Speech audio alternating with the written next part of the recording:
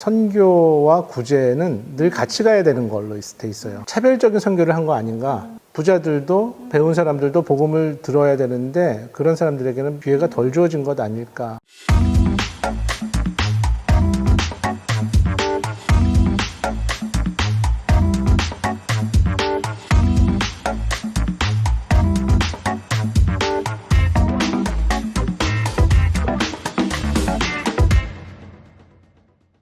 그 기숙사 사역 10년 하면서 산전수전, 공중전 다 겪으시고 그때 일들이 자양분이 되셔서 지금 이 코랏이라는 지역에 새로운 국제학교 사역을 시작하시는데 큰 도움이 되셨다고 들었는데 어떻게 이 코랏의 학교를 세울 생각을 하셨는지.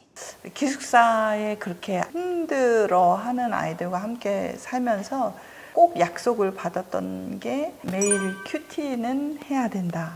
성경을 읽어야 된다라는 거를 약속을 처음에 받았어요. 저녁 먹고 큐티를 자연스럽게 넘어가서 할 수 있도록 저녁에 굉장히 신경을 많이 썼어야 됐고요. 그래서 아이들이 성경을 읽으면서 정말 변할 것 같지 않던 아이들이 말씀이 들어가니까 아이들이 변하더라고요. 자기들 스스로가 이제 자기들의 미래에 대해서 고민을 하고 그렇게 고민을 먼저 했던 사람이 다른 사람에게 선한 영향력을 끼치는 거를 보면서 아, 참 학교를 하고 싶다라는 그런 하나님 비전을 주셨던 것 같아요. 근데 학교라는 건 너무 큰 비전인 것 같고 어떻게 시작해야 되는지를 몰라서 오랜 시간 하나님 앞에 함께 금식 기도하면서 하나님 학교를 어디에 세우기를 원하십니까? 그리고 어떤 학교를 만들기를 원하십니까?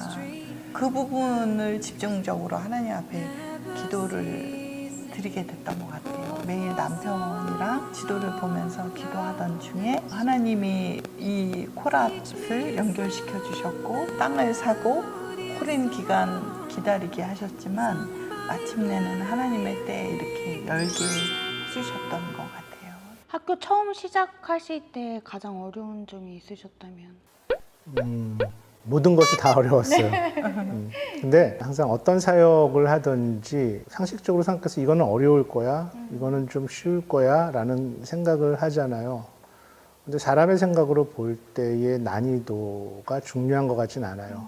근데 더 중요한 거는 내가 이 일을 하는 목적이 무엇인가, 그리고 내가 이 일에 대한 받은 소명이 무엇인가가 중요한 거지, 하나님은 그걸 중요하게 보시지 않을까라는 생각이 들어요. 10년 동안 기숙사 사역을 하면서 매일 큐티를 하고 아이들하고 여러 해를 지나면서 그 아이들이 변하는 걸 보게 됐을 때 한 가지 떠오른 생각이 우리의 공동체의 정체성에 대한 문제였어요. 그러니까 예수님의 제자들을 만나서 함께 밥상 공동체와 생활 공동체와 예배 공동체가 어우러졌던 것처럼 의도하진 않았는데 지나고 나서 생각해보니까 우리의 공동체에 그 세 가지 요소들이 다 들어있었어요. 그러면서 이제 이런 공동체를 함께 훈련할 수 있는, 함께 실천해 볼 수 있는 학교라면 더 좋지 않을까. 그렇게 막연한 생각으로 학교가 시작된 거죠. 그리고 이제 더불어서 선교사로 10년 정도 그때 지내고 나서 보니까 태국의 상황에 대해서 다시 한번 이제 선교적인 상황을 생각하게 된 거죠. 태국은 거의 개신교 선교 역사가 200년 가까이 된 나라입니다. 한국보다도 훨씬 오래되었고, 그럼에도 불구하고 여전히 1%가 되지 않는 기독교 인구가 있고, 또 더 안타까운 것은 6,800만 인구 중에 50만 명 전후로 되는 크리스찬 중에서 80% 이상은 사회적으로 볼 때 하층민들, 산족의 원주민이나 농사 짓는 농부들, 공장 노동자들, 교육을 많이 받지 못한 사람들이 많아요. 그러다 보니까 태국의 중상층에 있는 그룹의 사람들이 이해하는 기독교인의 사회적인 모습에 대해서 그냥 가난하고 못 배운 사람들이 선교사들에게 도움받고 사는 사람들이라는, 다 그런 건 아니지만 일반적인 인식이 그런 식으로 되어 있는 게 너무 마음이 아팠어요. 그러면서 한국에 오셨던 선교사님들의 사역을 생각해 보게 되었어요. 대한민국은 굉장히 특별한 복을 받은 나라다라는 생각이 들었어요. 왜냐하면 선교사들이 그 당시만 해도 양반과 천민이 있는 사회 속에서 위로부터 아래로부터의 선교를 병행하면서 병원과 학교를 많이 세웠잖아요. 그리고 사실 수많은 명문 학교들은 대부분이 미션 스쿨이었고 선교사들에 의해 세워진 학교들이고 그 학교를 통해서 배출된 인재들이 사회와 교회와 민족의 지도자들이 되었고 또 그런 노력의 열매들이 지금 현재 교회의 기초를 쌓는 대한민국의 발전의 기초를 쌓는 일들이 되었는데 태국은 가난한 나라는 아니에요. 사실은 더 이상 가난한 나라는 아니지만 영적으로 봤을 때에 그런 부분들이 굉장히 아쉬운 현재의 상황이라는 생각이 들었어요. 근데 이제 국제학교 같은 경우는 사실 태국에서 어느 정도 좀 사는 사람들이어야 자녀들을 보낼 수 있어요. 학비들이 다 비싸기 때문에 태국이 불교 국가이지만 종교적으로 헌법상 종교적인 자유가 보장되어 있는 나라이기 때문에 기독교 학교에서 성경을 가르치고 채플을 통해서 예배를 드려도 되는 상황이거든요. 그리고 또 국제학교는 유치원 4년 그리고 1학년부터 12학년까지 한 캠퍼스에서 길게는 16년까지 다니면서 공부할 수 있고 신앙교육을 받을 수 있는 장점이 있어요. 그런 아이들이 나중에 졸업을 해서 또 좋은 가정적인 환경을 가지고 있고 사회에 나가서 한 사람의 그리스도인으로서 선한 영향력을 끼칠 수 있는 사람이 된다면은 좋지 않을까. 그리고 이 분야는 사실 그렇게 많은 선교사들이 이렇게 시도를 아직 많이 하지 못했던 개척이 되지 않은 분야이기도 했고, 그래서 그만큼 어렵고 힘든 점들이 되게 많았죠.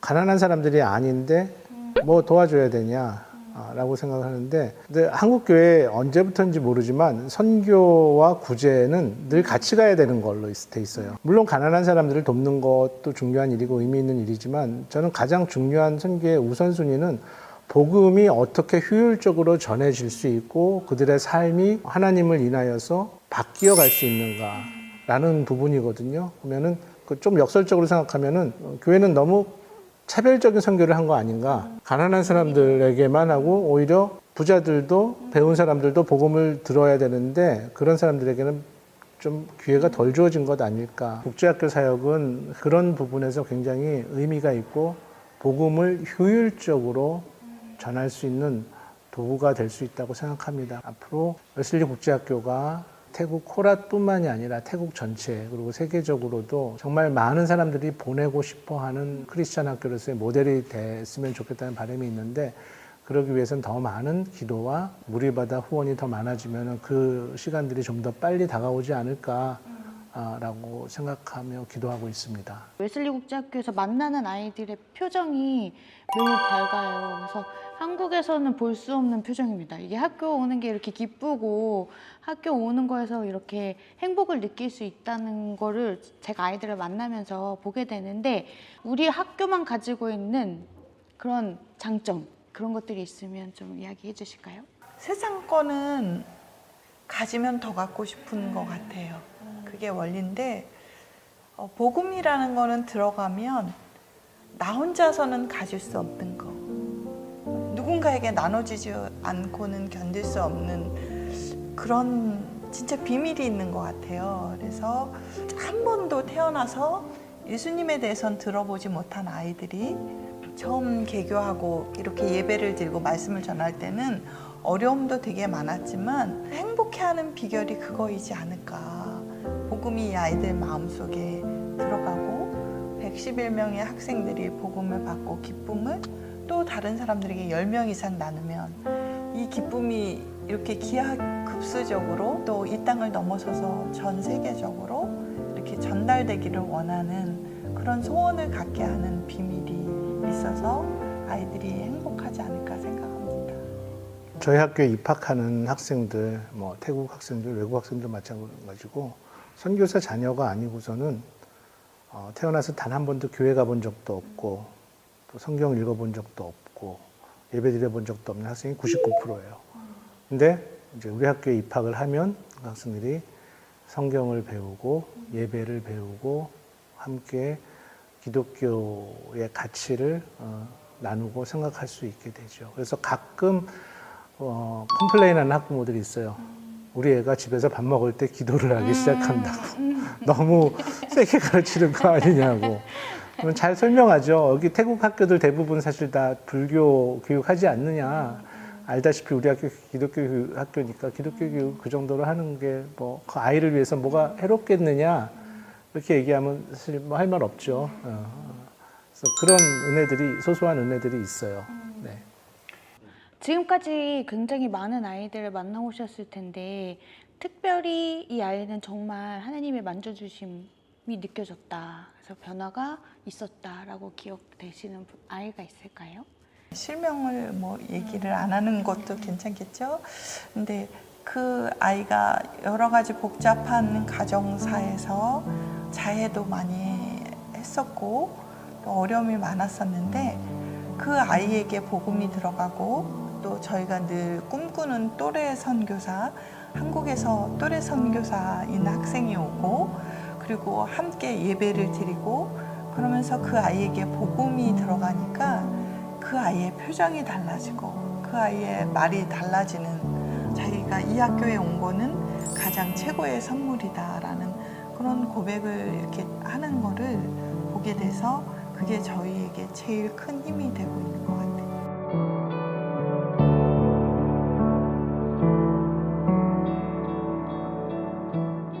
거의 한 5천만 원 가까이 되는 목돈이 필요했었거든요. 1억을 어느 집사님이 본인의 하나님 좀 마음 편하게 받을 수 있는 선교비를 보내주시면 얼마나 좋을까요?